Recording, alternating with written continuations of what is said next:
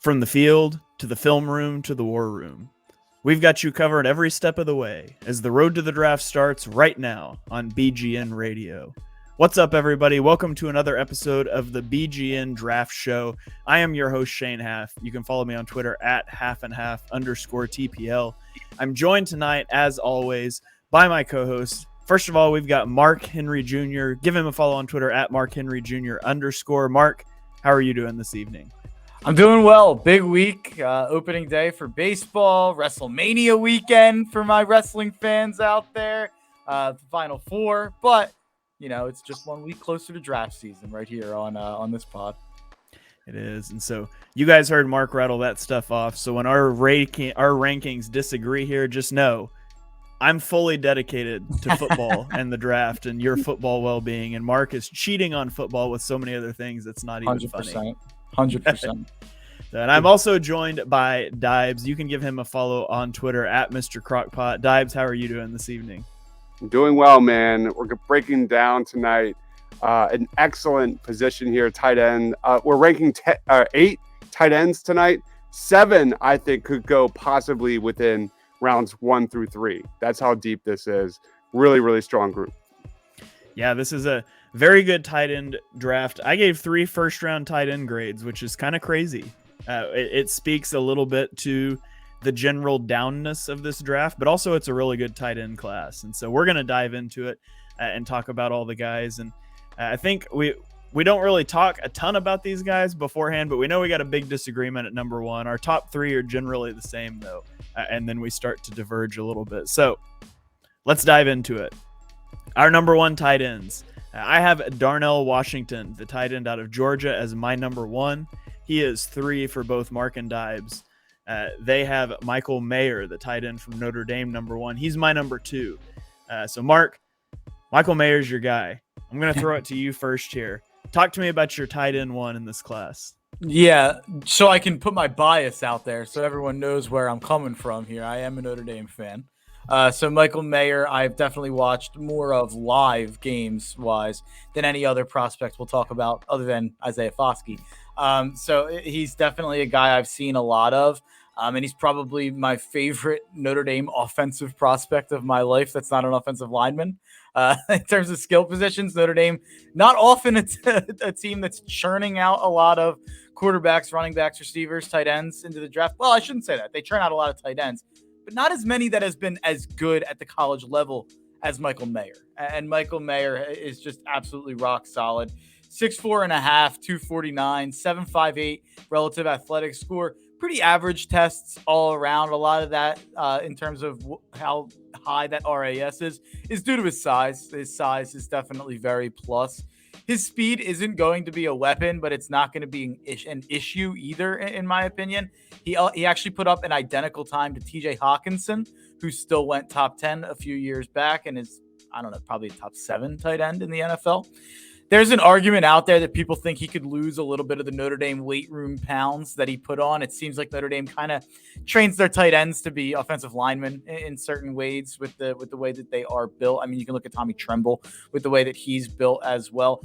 But Mayer is a former 5-star prospect, 3-year starter at Notre Dame, the elite program when it comes to producing tight ends, especially tight ends that help in terms of blocking. So many blocking tight ends have come from Notre Dame. Mayer was an impact player from the moment he got to Notre Dame. He outsnapped Tommy Tremble, who was a 2021 draft pick. And obviously Mayer was a freshman when he was outsnapping a guy who then went immediately in the NFL draft.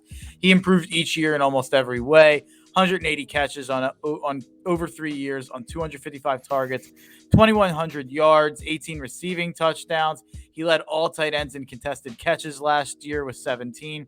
He wins with physicality, whether that be a stiff arm with the ball, him seeking out contact, a subtle shove to get off coverage, or when he's blocking. Michael Mayer will bring the fight to you. He's probably the best blocking tight end in the country last year. Really good blocker, especially out in space. He's an incredible inline tight end prospect. He checks every box you're looking for there. In my opinion, outside of the tight end position, Michael Mayer is the safest prospect in this draft in general. He has the size, pass production, receiving ability, and blocking ability to guarantee you're getting a productive player that you will get to a second contract. He will be a top 10 to 12 tight end in the NFL, I think, pretty immediately. My NFL comp for him, I think TJ Hawkinson is the name that's going to get thrown around a lot. I always say he's like a cross between Zach Ertz and Dallas Goedert. He's got the blocking things that you'd like to see with Dallas Goedert and the ability to run someone over. But he's also got the way to find soft zones and get first downs in the way that Zach Ertz had. So that's kind of how I view Michael Mayer. All right, Dibes, he's also your number one. What did Mark leave out? What do you like so much about Mayer? Talk to me about Mark's guy, I guess. I can't even call him your guy. Talk to me about Mark's guy. Pound for pound, this is a top 10 talent in the draft. No question about it. What I love about Michael Mayer, like whether it's run blocking or pass in the passing game, he checks off so many boxes.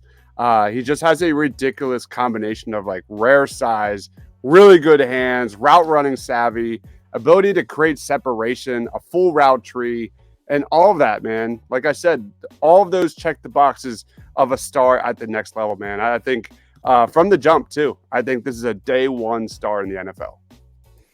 Yeah, I have him very close. He's one spot behind Darnell Washington on my rankings. So I have him very close. I think the biggest thing that sticks out to me is how good his hands are. Like, he just looks so natural catching the football, and he does a really good job of creating space using his body. Like, he does a good job shielding guys off. I don't think he creates a lot of separation, but he does a really good job of outmaneuvering opponents, and that's really valuable for a security blanket for a quarterback. My question with him is, like, he has a very high floor. I'm not sure his ceiling is super high. Like, I mean, I think he's going to be a top 12 tight end, I think, in the NFL, probably by like year 2.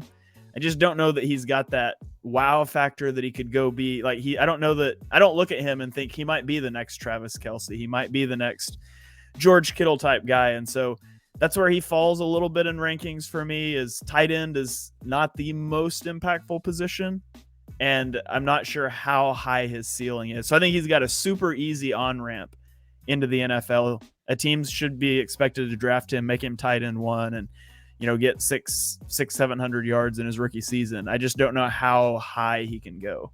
The way I kind of look at it is like, what was Zach Ertz' ceiling as a tight end in the NFL? Like, what was he? The number 4 tight end, number 3 tight end in football, and that was without any blocking. So that's kind of like, if Mayer is Ertz production-wise, maybe, obviously, I don't think I'll ever get the target share Ertz got in terms of when he was having 100-plus catches. But if he has similar production to the baseline Ertz years while bringing elite-level blocking ability, I do think that's pretty elite at tight end. Is it George Kittle or Rob Gronkowski or Travis Kelce? Maybe not. Yeah. All right, so that is Michael Mayer, tight end out of Notre Dame. He's, like I said, he's 1 for Mark and Dibes. He's 2 for me. My number 1. Dibes might have him higher than I do overall. That'll be interesting to see when eventually we do these overall shows. Dibes is really high on Mayer. So I obviously, he's my guy. I'm a Notre Dame Fighting Irish, weirdo. But Dibes has been pumping up Mayer for months. So I don't want to just fully claim Mayer from Dibes. I want to let him have a claim to him as well. He's been a fun watch all season long. And I remember messaging Mark, did you see that catch? Did you see that separation? He's been a great playmaker for the Fighting Irish, man. He's always been my tight end 1 all season long. All right. So my tight end 1 is number 3 for both Dibes and Mark. It is Darnell Washington, the tight end out of Georgia. Darnell Washington was a 5-star prospect coming out of high school. He's got a basketball background, which you hear a lot with tight ends. I don't know why, but it seems like all the good tight ends played basketball. He was the 2nd ranked athlete in his class and 23rd ranked player overall. He is 6'7", 264 pounds. By the way, it's 93rd percentile height, 85th percentile weight. He is 98th percentile wingspan, 98th percentile hand size. He ran a 4.6 40-yard dash, which is 79th percentile for tight ends. He ran a 4.08 shuttle, which is 97th percentile. That was the third best shuttle at the combine among all players, including defensive backs, wide receivers, you name it. Like, uber athletic. He's got a 9.85 relative athletic score. I would have sworn that it was going to be the 10.0, but we're actually going to get to the 10.0 later in the show. Now, in 2022, he only had 28 receptions for 454 yards, 16.2 yards per reception, and 2 touchdowns. I just love this guy. He is a first off the bus player. He's massive. We talked about it. Like, he strikes fear in opposing defenses, and he is a tremendous blocker. Like, he displaces defensive ends in run blocking. He can get to the second level to linebackers. He moves across formations easily and like split zone flow. He's good in pass protection. Like, I legitimately think if tight end doesn't work out for Darnell Washington, that he could switch to offensive tackle. Like, he's a very good blocker. He is hard to bring down in space. Like, he's got a nice stiff arm. He'll just run you over. He'll just run by you. Like, on 45 career receptions, he forced 14 missed tackles and averaged 7.5 yards after catch per reception. And also, he's just an excellent target off of play action. He does a really good job of like selling that run blocking fake and then slipping out, leaking out. So he's really good in a lot of those regards. Why he's not tight end 1 for these guys? He doesn't have a lot of college production, and he's not the most well-refined route runner. It's not what Georgia asked him to do a lot. When he does run routes, he doesn't generate a lot of separation against man coverage. Like, he's more of a mismatch generator, which at 6'7", 264 pounds, you can generate some mismatches, but he's more of a mismatch generator than a route runner. So I have him as a scheme fit as a Y tight end. The tight ends that line up in line, you want to use him in blocking a lot. You want to work on the route running aspects of his game, but I just think he brings so much to the table as a blocker and the athleticism. He's got the things you can't coach. You can coach up the route running. So that's why I love Darnell Washington. I think his potential is sky high. He is my tight end 1. So you guys think it's crazy, by the way, been giving me crap ever since I sent you this graphic about me having him above Mayer. Talk to me about Darnell Washington. Why am I crazy? Yeah, I mean, Michael Mayer had more production in each of his seasons than Washington had in his career in college. But no, I get that. But how many rings do they have? No, that's fair. That's fair. That's definitely fair. No, Darnell Washington. Excuse me. Sorry. Darnell Washington is one of the widest range of outcomes, probably prospect in the entire NFL draft. I think you could squint and you could convince yourself that he's a supersized George Kittle. And then you could also squint and be like, he's OJ Howard, because this is the exact same argument people made for OJ Howard when OJ Howard didn't have a lot of production to point to. He had the one big play in the national championship that everyone will remember with him that pushed him off the board. And I fell for OJ Howard.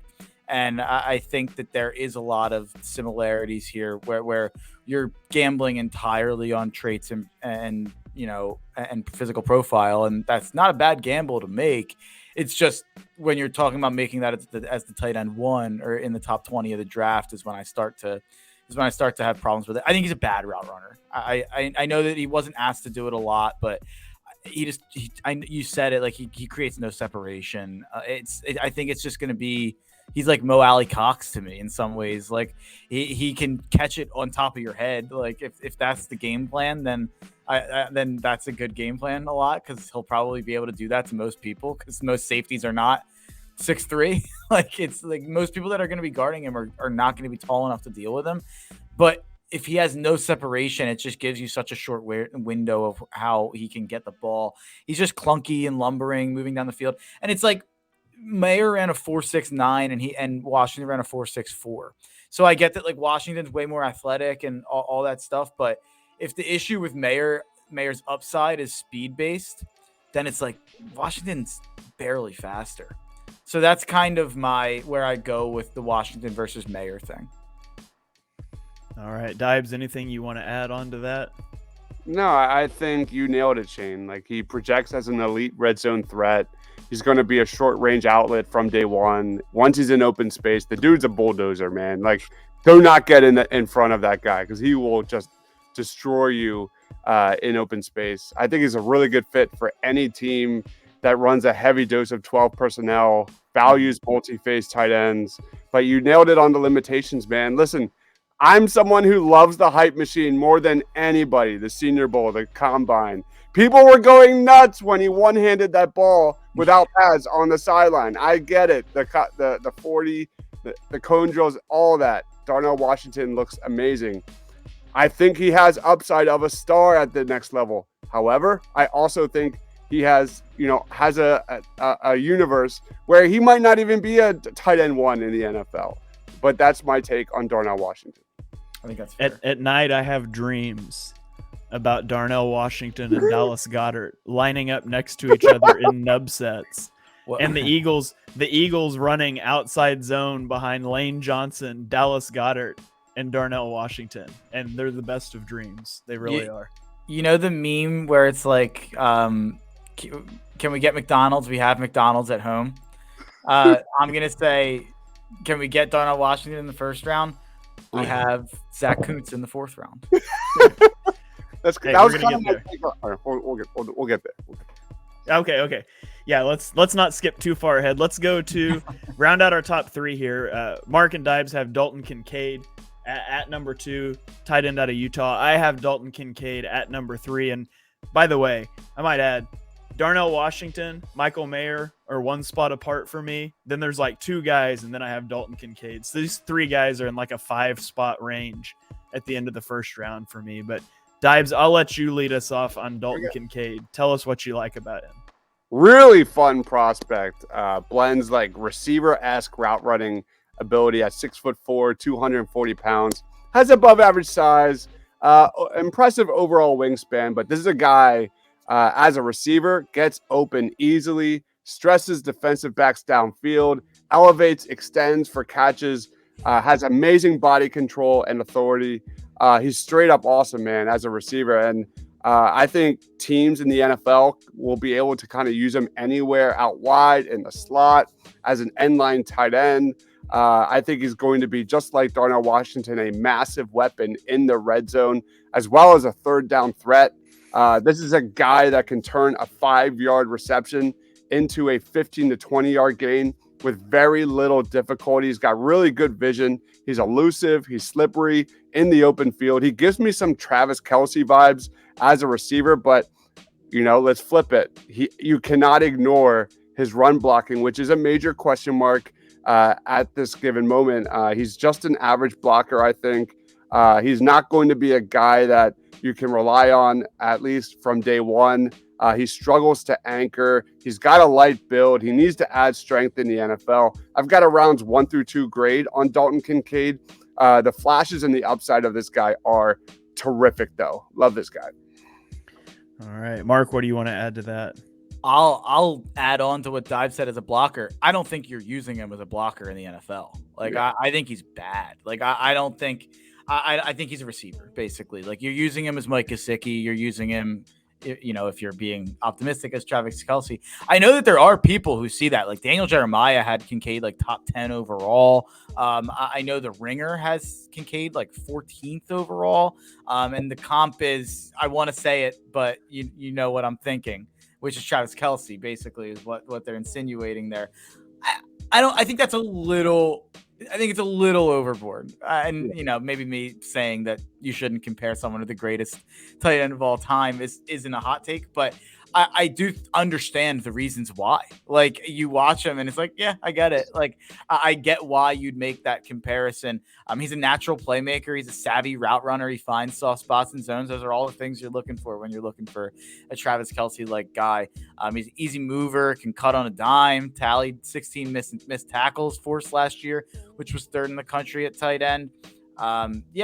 It's just the issue comes into whether or not how you want to use him in your offense and how high of an upside you think he has as an athlete. And I wish he would have tested. That would have been nice to see how he would have tested at the combine. Really short arms, by the way. Interesting little tidbit. Yeah, I mean, and to a degree, he's a guy that's still learning how to play the position. He only played 1 year of high school football. Yeah. He was a 0-star prospect. He was a high school basketball standout. There's the basketball thing again. But He broke out this year, 70 receptions, 890 yards, 8 touchdowns. And you guys talked about, he is a snappy route runner. Like, he runs routes like a receiver. He's fluid in his breaks. He ran a full route tree. He looks good, especially for a guy with only a few years of football under his belt. Great hands, only dropped 2 passes on 93 targets last year. But yeah, it's the blocking. That's the negative on him. He lacks power. First of all, he usually isn't going to land the block, but if he does, he can't sustain it. He's just not strong enough because he's undersized. He's 25th percentile height, 20th weight, 32nd arm length. So I think this is a guy you're taking. He's going to be an F type of tight end, a slot guy. You're not going to put him in line a lot, but for what you're going to use him as is a big slot receiver / a tight end flexed out, he's electric with the ball in his hands. All right, that is our top 3. Let's move on to number 4s. For number 4, Mark has Zach Koontz from Old Dominion. He's number 7 on my list. Whew. Disrespectfully, Dibes left him off of his top 8. Whoa. Okay, hold on. He's on my list, but we only did top 8. So just want to throw that out. He's like 9 for you, isn't he? Are you kidding me? I think he was Dibes 9, but so we're going to talk Zach Koontz first, and then we'll circle back to mine and Dibes number 4. So Mark, lead us off with your guy here. Do I have to put my what am I missing? What am I missing with this Zach Koontz guy? We're putting Darnell Washington as tight end 1. Zach Koontz had more production in 1 year than Darnell Washington had, and he graded out better. I'm obviously not saying you should go above Darnell Washington, by the way. If you're listening at home right now or on your phone, go to mockdraftable.com and pull up Zach Koontz spider chart. It's literally just a shaded circle. Like, everything is like 98th percentile or better. It's insane. It's the greatest combine performance of all time. There's been other 10.0s, but you go and look at it, it's the greatest combine performance of all time. 6'7", 255. I think he's like a little over 6'7", actually. Like, it's like 6'7" and some. And then you put on some spikes, he's up to like 6'8". 10.00 relative athletic score, elite size, huge hands, long arms, elite bench, elite broad, elite vertical, which he's a former high jumps and hurdles state champion. So that makes a lot of sense that he was able to dominate that part of the combine. And then he ran a 4.55. Like, this shouldn't be legal. Like, they should outlaw, they should study this guy, like, for science. It is unbelievable that he's able to move the way he moves at his size. It's even more exceptional that his 10 and 20-yard splits and his shuttle and his 3-cone times were even more elite than the 40 at 4.55 at his size. Like, he's an absolute unicorn. To me, he's the Tariq Woolen of this year's draft to me, which feels weird because it's a tight end instead of a corner. You could also compare him to Jelani Woods. He had a similar rise up the board last year as a trendy relative athletic score darling. But even if Koontz is a raw project, he checks every box physically and athletically. He only played 5 games in his last year at Old Dominion and only caught 12 of his 28 targets. But in 2021, he showed tremendous upside as a receiver. 73 catches on 112 targets, 692 yards and 5 touchdowns. He plays more like a big receiver than a tight end, which is wild at his size that he can run routes the way he can. I literally have that exact sentence written in my scouting report. Plays more like a big wide receiver than a tight end. Like a Vincent Jackson type. Like, it's very weird. And that's just 2 people that have been doing these pods together for far too long that we're sharing brains and scouting reports at this point, me and Shane. But he runs really good routes, great hand-eye, great body control. Again, I keep saying for his size, but it feels like relevant that with each of these points that I have to say, this man's 6'7", 255. Like, it's unbelievable what he can do at his size. Old Dominion also used him a lot of different ways. The Y, F in the slot out wide. He's not going to make you miss, but he will run you over. He plays too high as a blocker, but he also has reps where he destroys people as a blocker because no matter what, he's bigger than you when he's blocking you. But obviously him playing high is something that he's going to have to fix as a blocker. And at his size, you're going to want to use him as a blocker and you're going to want to use him as a battering ram. This is a guy who went to Old Dominion. Like, he transferred from Penn State, but I think you get him into an NFL system that, teaching him blocking on a daily basis and saying, if you can block, you're going to be elite in this league, basically. I think that this is the exact guy I would want to take a risk on in the 3rd round. Yeah, I agree with, everything you said there. And especially, it's encouraging to me that Old Dominion moved him around so much. Like, he took snaps in line. They didn't just use him in the slot. He even took snaps out wide, which is something like the Chiefs like to do with Travis Kelce. They like to go 3-by-1 and have Travis Kelce isolated as the one receiver to the boundary. That's stuff you can do with Zach Koontz. And he is such a good route runner. I feel like he threatens defenders with his speed, and he's able to snap those routes off underneath. He's really good at finding the soft spots in zone. And I thought he was really good at improvising in like scramble drill situations. He's always working back to the ball, working downfield, whatever. He never stops moving till it plays over. I think similar to Kincaid, you're going to want to use him as an F tight end. I feel better about putting him in line than Kincaid, but I still think you mostly want to flex him out. But I love Zach Koontz. I love relative athletic scores. And if you're a 10.0, you're going to be on my list. All right, Dibes, you left him off. Do you get any disrespect you want to heap on Zach Koontz here? Or no, he's still a day 3 guy for me. But I just want to throw this out there. Months before the combine, I did a video on my top sleepers, day 3 sleepers in the draft, and Zach Koontz was on that video where I raved that he is going to blow up the scouting combine. Go check that out. I'm just going to pat myself on the back there because, wow, what a performance. All right. Well, let's go to your number 4 then, Dibes. He's also my number 4. He's number 6 for Mark. It is Luke Musgrave, the tight end out of Oregon State. I'll let you lead us off on him. Oh, man, just a guy who plays a very physical brand of football. A knee injury kept him off the field for most of 2022. If he played a healthy 2022, he'd probably be a top 50 pick. A phenomenal athlete, 4.5, 140-yard dash, a Feldman freak, 36.5-inch vertical, explosive and flexible as a route runner, a speed threat against defensive backs in space.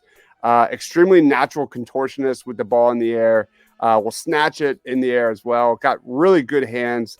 I think he's going to be a really good receiving tight end in the NFL. He's also versatile. He should be the type of tight end that you can play in the slot, play in line, and feel really good about it. Let's get to the concerns. You've got COVID, you've got the injury, and you've got the inconsistency of Oregon State's offense just in the last few years. His lack of snaps and experience are definitely a little more than a little concerning. His best season as a receiver was just 304 yards, which was the only season he played more than 350 snaps. He needs to work and improve as a blocker. He tends to get too high in his blocks, and he can get overpowered really quickly. I've still got a round 2 grade on this guy, but just add this guy to a long list of amazing tight ends that project with incredible upside in the NFL. I love Luke Musgrave. Yeah, I've got a round 3 grade on Musgrave, so I'm close to where you are on him. He's a 3-star prospect coming out of high school where he had a background in what sport? Actually, not basketball. If you're playing along at home here, you would have missed. He was a slalom skier, a competitive slalom skier. He was also a lacrosse player and a track standout. So I had to knock him down a round grade just because he wasn't a basketball player. But no, I'm totally kidding on that part. But his uncle, Bill Musgrave, was an NFL quarterback and is currently a Cleveland Browns offensive assistant. Yeah. So Luke Musgrave to Cleveland, keep your eyes open. He's got a 9.95 relative athletic score. I think where he wins is when he can run away from linebackers, like running up the seam, running those deep over routes, settling into soft spots and zones. That's where he's good. He's not good against man coverage. He doesn't snap his routes off very well, and so he struggles to separate against man coverage. And he's fast. Like, he was 88th percentile with the 40 with a 4.61, but I would say that he has build up speed. He can't just like turn it on and off. He's got to stride that speed. That's why he's good up the seam and on those over routes. He's not like a explosive mover, although he does have a big top speed. And then you mentioned it, Dives, but he only started 13 games in college, so he's going to be very raw. I have a scheme fit as a Y tight end, an inline tight end, and a vertical scheme. You want to let this guy run down the field. You probably want to use him in line. He needs to work on blocking. Like he doesn't displace guys. He can sort of seal defenders off, but he doesn't displace them. And you want to see him work on that. But that's why I've got him at the top of the third round. I have him in the third round too. Yeah, Okay. like so I probably have him right around where Shane has him. I have him in the third round. I have Koontz in the third round as well, and then my number 5 guy I have right in that same range. But it's just a lot of questions with Musgrave because of the lack of film we have on him. He just hasn't played a lot of football. What you see is really impressive. I mean, he's really fast. I think Shane nailed what kind of my concern with him was, which was he's fast, not quick. Like I don't think he gets in and out of breaks well. I don't think he's very twitchy, which is funny to say about a 995 relative athletic score, Shane. It's funny to say that about such a great athlete, but I think he's like kind of gazelle fast and not twitchy Tyreek Hill fast. Not that you're looking for Tyreek Hill out of Luke Musgrave, but I'm saying that I think you made a great point in saying that it's a vertical speed, not necessarily intermediate. So I think that there's a lot to like. It's going to depend on how he is as a blocker at the next level. That's kind of going to be his make or break if I had to guess. But yeah, I have him number 6. He's definitely a guy I'd be interested in taking a shot at in the third round. Definitely high upside due to the kind of the lack of tape we have on him. Maybe he can improve upon what we've seen that we like. And we are back here on the BGN Draft Show, breaking down our top 8 tight ends. We've made it through the top 4. We're going to jump into our number 5 guys now. For me, it is Tucker Kraft. For Mark and Dives, it is Sam LaPorta. So let's start with Tucker Kraft. Tight end out of South Dakota State. He entered the 2022 season with a lot of hype after a 65 reception, 780 yard, 6 touchdown campaign in 2021. However, unfortunately, he suffered an ankle injury that caused him to miss 5 games. So he doesn't have the best stats for 2022. He ended up with 27 receptions, 348 yards, and 3 touchdowns in the 9 games that he played.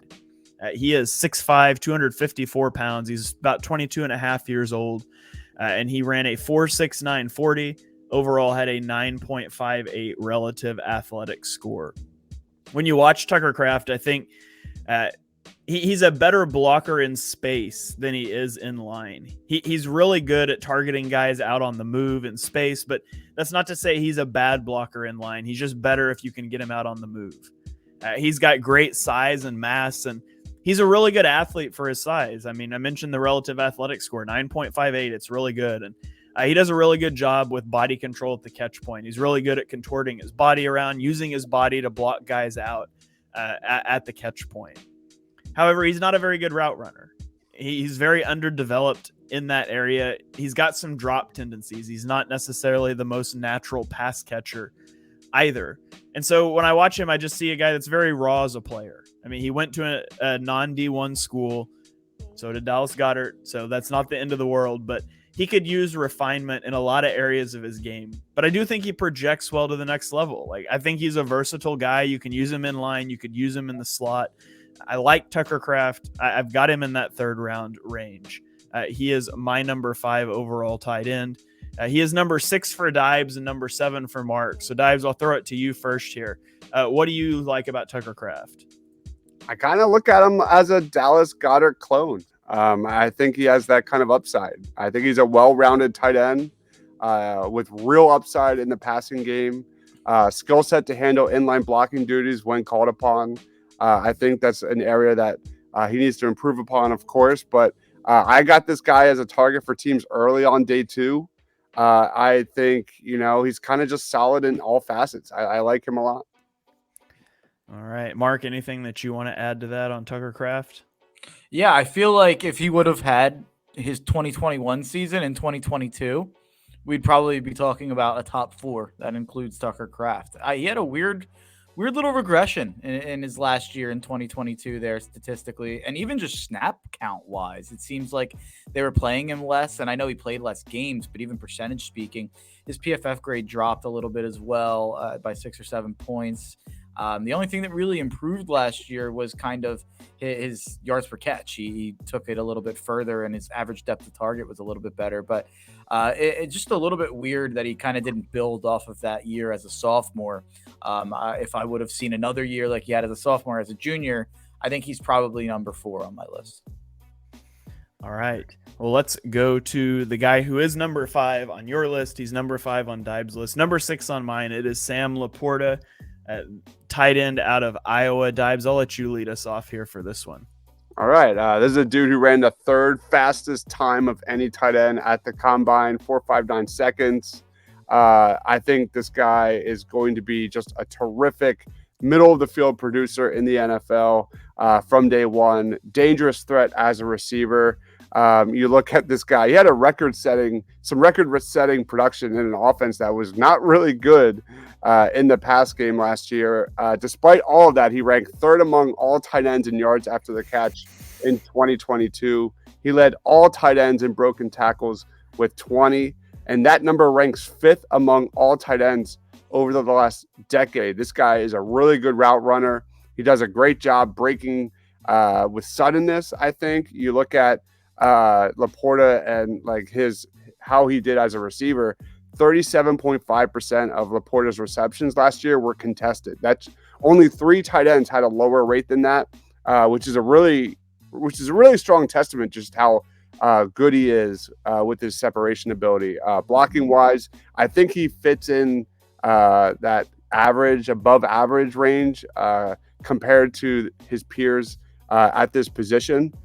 Bigger defenders can absolutely overpower him rather easily, but Sam LaPorta, I think, has considerable upside, and I've got a day 2 grade on this dude. All right, Mark, what do you want to add to that? Yeah, this is a kid. I've kind of been falling in love with Koontz and LaPorta and raising them slowly up my boards. I said you could squint and you could see George Kittle with Darnell Washington.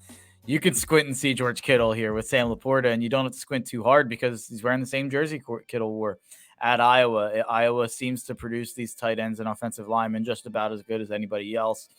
And this is a situation where Sam LaPorta was the entire offense at Iowa over the last 2 years. He had 18 more catches in 2021 than anyone else. He had 24 more catches in 2022 than anyone else. Electric after the catch. He had 30 broken tackles over the last 2 years.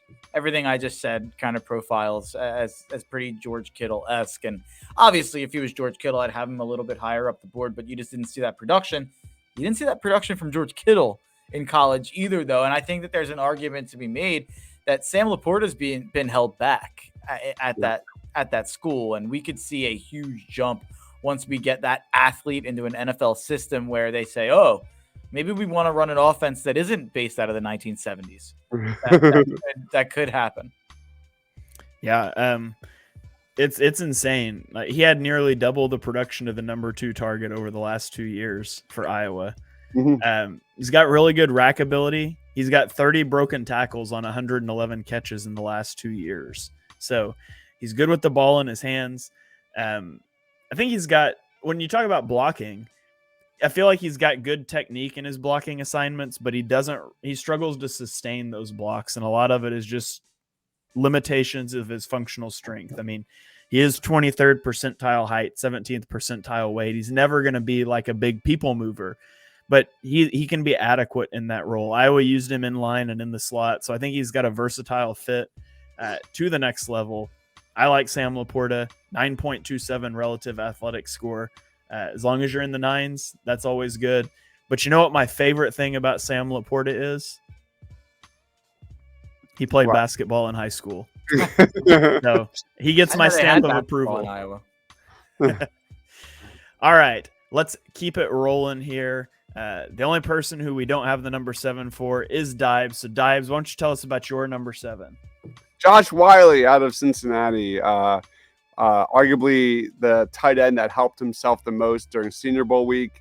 For what it's worth, he was voted tight end practice player of the week among his peers. That's how dominant he was at the Senior Bowl.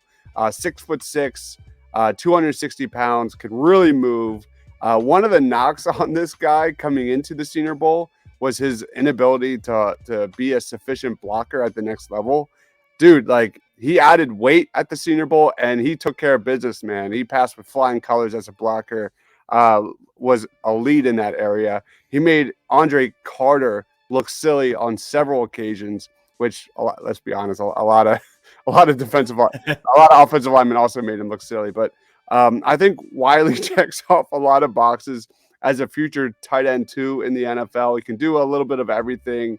You can line him up in line. You can go up and play above the rim in the red zone. You can use him in running situations. This has been one of the biggest risers of the draft process. And I view Josh Wiley as a legitimate depth piece with some sneaky upside at the next level. I've got a rounds 3 through 4 grade on Josh Wiley. All right. That is number 7. Let's hop into our number 8s. I'll go first. I'll give you a chance to catch your breath. I have Luke Schoonmaker from Michigan as my tight end 8. He was a 3-star recruit coming out of high school. He played quarterback, tight end, wide receiver, and cornerback in high school. So man of many talents. He is 6'5", 251 pounds. He has 3rd percentile hands, which is kind of crazy. It's like 66th percentile height, 3rd percentile hands. So small hands, but and he's an older prospect at over about 24 and a half. He ran a 4.63 40. He's got a 9.76 relative athletic score. So when I get to day 3, I'm just looking for athletic guys. In 2022, he had 35 receptions for 418 yards and 3 touchdowns. He's a very good blocker. He's got really good hand placement and grip strength that allows him to seal the edges against linebackers or defensive ends. When he's running routes, like, he fights through contact, he fights through the trash at the line of scrimmage on his releases, and he has the speed to threaten the seam vertically. And I think he really excels at finding soft spots in zone coverage. But he struggles to separate against man coverage. He doesn't do that very well. He doesn't get yards after the catch. What you see is what you're going to get. 2022 was also the only season in his career that he had over 200 yards receiving. He was never a focal point of a passing attack at Michigan. So it's a lot of projection here. I've got a day 3 grade on him. I think he is an inline tight end, a Y tight end, and a run heavy offense. He's going to make you proud as a blocker. He might make an explosive play every once in a while with his speed, but overall, he's probably got tight end 2 upside. Did you watch Schoonmaker? Yeah, he's on my top 10, but he's not on my top 8. We got a lot of comments about Schoonmaker. People really like his upside. They're really all in on this guy. I'm just going to add on to that RAS score, 9.75 out of 10. That ranked 26 out of over 1,000 tight ends between 1987 and 2023. Just legitimate 6'6" size, great wingspan, 787 blocking snaps, 225 career special team snaps.